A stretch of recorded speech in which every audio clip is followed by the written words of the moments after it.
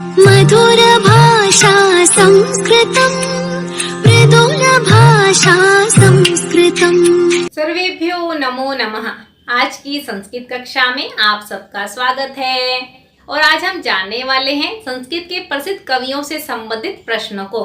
ये प्रश्न हमारे पास कई तरीके से पूछे जा सकते हैं, जैसे मल्टीपल चॉइस क्वेश्चन के रूप में या फिर ऑब्जेक्टिव टाइप क्वेश्चन के रूप में जहां पर चॉइस नहीं होती है, या फिर सब्जेक्टिव टाइप क्वेश्चन के रूप में यानी कि लॉन्ग क्वेश्चन के रूप में। और इसके अलावा ये प्रश्न बहुत सी प्रतियोगी परीक्षाओं में भी पूछ लिए जाते हैं। तो सबसे पहले आपको क्या करना है, तो सबसे पहले आपको अपने सिलेबस को जानना है ताकि ये पता चल सके कि किस तरीके से हमारे सिलेबस में इन संस्कृत के कवियों से संबंधित प्रश्नों को जोड़ा गया है।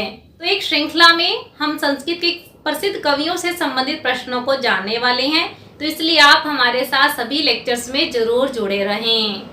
तो सबसे पहले हम इन संस्कृत के प्रसिद्ध कवियों से संबंधित प्रश्नों को बहुत शॉर्ट डिटेल में जानेंगे ताकि माइंड में इतना सेट हो जाए कि हमें किसी भी तरीके से प्रश्न पूछ लिया जाए तो हम उन प्रश्नों को हल कर सकें। अपने साथ एक नोटबुक रखिए और साथ साथ नोट डाउन करते रहिए।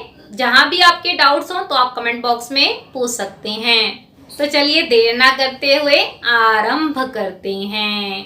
हम पिछले कई लेक्चर से संस्कृत के प्रसिद्ध कवियों के परिचय को जान रहे हैं और उसी श्रृंखला में आज हम गद्य कवि सुबंधु के विषय में जानेंगे।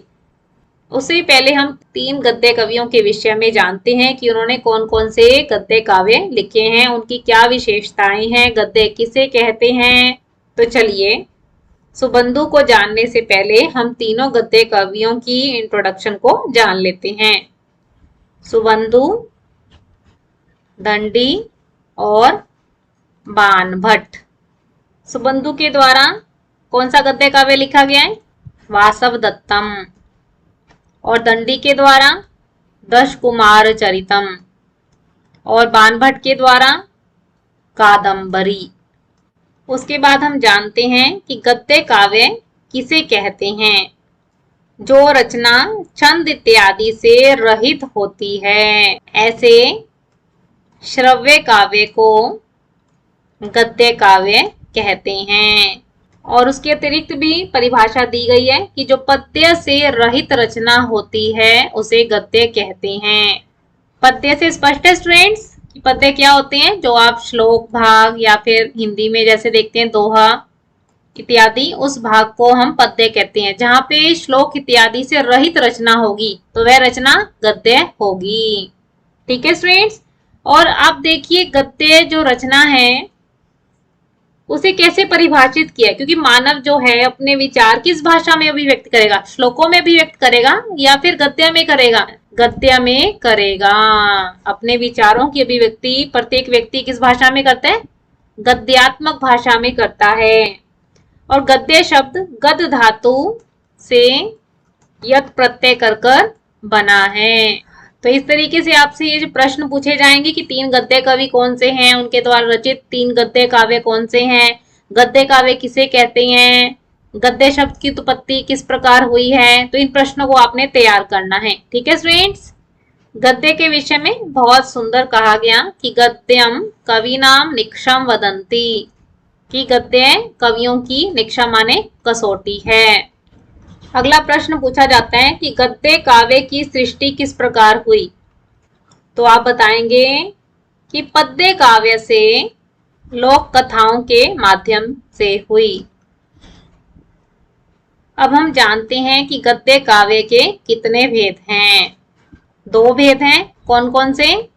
कथा और आख्यायिका। कथा और आख्यायिका में क्या अंतर है? ये दोनों ही गद्य के भेद हैं। तो चलिए इनके अंतर को भी जान लेते हैं। कथा कल्पित होती है, इसमें कुछ सत्यांश सत्य का अंश भी हो सकता है, परंतु जो आख्यायिका है उसकी कथा वस्तु ऐतिहासिक होती है।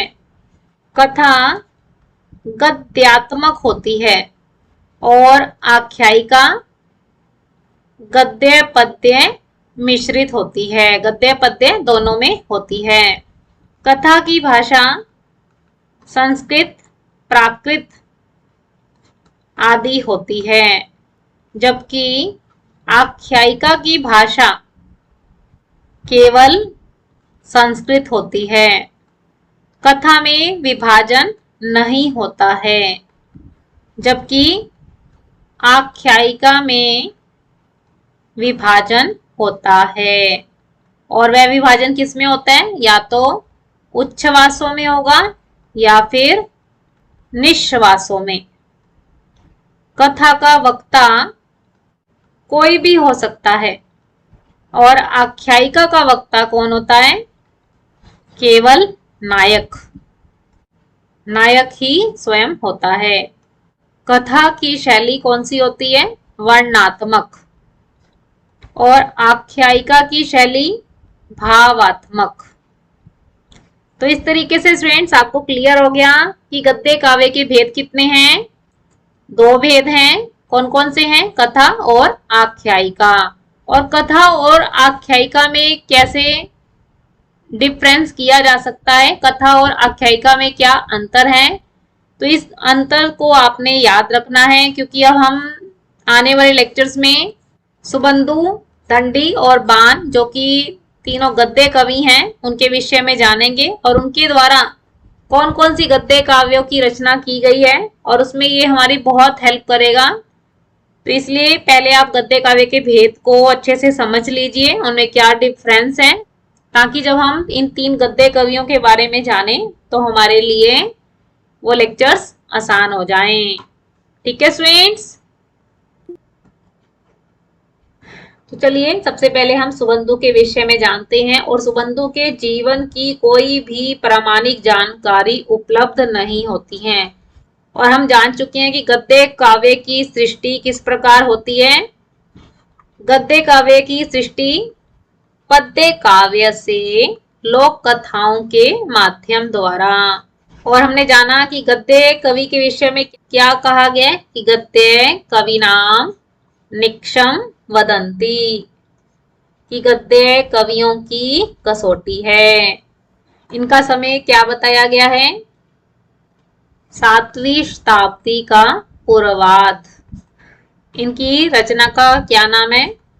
वासवदत्तम। और इसमें सुबंधु कवि ने वासवदत्ता के मंगलाचरण के श्लोकों में किसकी स्तुति की है? मां सरस्वती की, भगवान कृष्ण व भगवान शिव की स्तुति की है। वासवदत्ता के नायक कौन है और नायिका कौन है? वासवदत्ता के नायक हैं कंदर्प केतु और नायिका है स्वयं वासवदत्ता। और नायिका के नाम पर ही इस गद्य काव्य का नामकरण किया गया है। इस गद्य काव्य में कंदर्प केतु और वासवदत्ता के प्रणय की कथा का वर्णन है, इसलिए यहाँ पर श्रृंगार रस का प्रयोग है। यहाँ पर कंदर्प केतु वासवदत्ता को स्वप्न में देखता है और उसके प्रति आकृष्ट हो जाता है, और वासवदत्ता भी कंदर्प केतु को स्वप्न में देखती है। और सुबंधु के गद्य काव्य की सबसे बड़ी विशेषता क्या है? प्रत्यक्षर श्लेषमयी रचना है। हर एक अक्षर में श्लेष अलंकार का प्रयोग है, यानी कि सुबंधु का सबसे प्रिय अलंकार कौन सा है? श्लेष अलंकार। इसी कारण गौड़ी रीति का प्रयोग भी मिलता है। जहां पे समास की अधिकता होती है तो वहां पर गौड़ी रीति होती है। और सुबंधु ने पांडित्य प्रदर्शन करते हुए कई स्थानों पर तो बहुत बड़ी बड़ी पंक्तियां, यानी 75 पंक्तियों का एक वाक्य लिखा है। सुबंधु जिस युग में गद्यकार के रूप में अवतरित हुए थे, वह युग जो था चमत्कार का युग था, और उस समय अलंकारों को काव्य का प्रमुख तत्व समझा जाता था। और गद्य काव्य की पहचान ही इसी प्रकार होती थी कि जिसमें अलंकार अत्यधिक होंगे, दीर्घ समास में काव्य की रचना होगी। और गद्य काव्य उसी प्रकार का होता था जिसमें अलंकारों की अधिकता होती थी और दीर्घ समास होते थे। तो इस प्रकार आपको ये क्वेश्चंस तैयार करने हैं कि सुबंधु की रचना का नाम है वासवदत्तम, उसके नायक और नायिका का क्या नाम है, किस रस की प्रधानता है, किस अलंकार की प्रधानता है, कौन सी रीति का प्रयोग किया गया है, काव्य का प्रमुख तत्व क्या है। तो इस प्रकार आपको इन वेरी शॉर्ट क्वेश्चंस को तैयार करना है। अगर आप चैनल पे नए आए हैं तो चैनल को सब्सक्राइब कीजिए और साथ में लगे बेल आइकन को प्रेस करके ऑल को सिलेक्ट कर लीजिए ताकि आने वाली सभी नोटिफिकेशन सबसे पहले आपको मिले।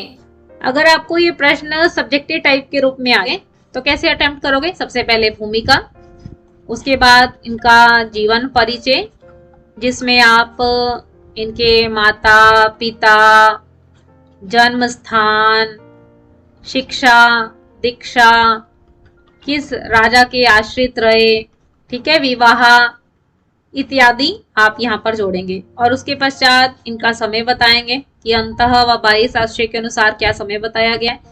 और उसके पश्चात इनकी हम रचनाएं बताएंगे, फिर उनकी रचनाओं को हम डिटेल में बताएंगे और उन रचनाओं में किन किन पक्षों पर बात की गई है, कौन कौन सी विशेषताओं पर बात की है। जैसे तो यहाँ पे इसकी हम सब हेडिंग बनाएंगे, प्रकृति चित्रण, उनकी रचनाओं में किस प्रकार का प्रकृति का चित्रण है, सामाजिक चित्रण, राजनीतिक चित्रण, धार्मिक चित्रण, पात्रों का चित्रण, चरित्र चित्रण इत्यादि विशेषताओं को जोड़ा जा सकता है, ठीक है। और उसके पश्चात हम बताएंगे कला पक्ष और भाव पक्ष को। कला पक्ष में क्या आएगा?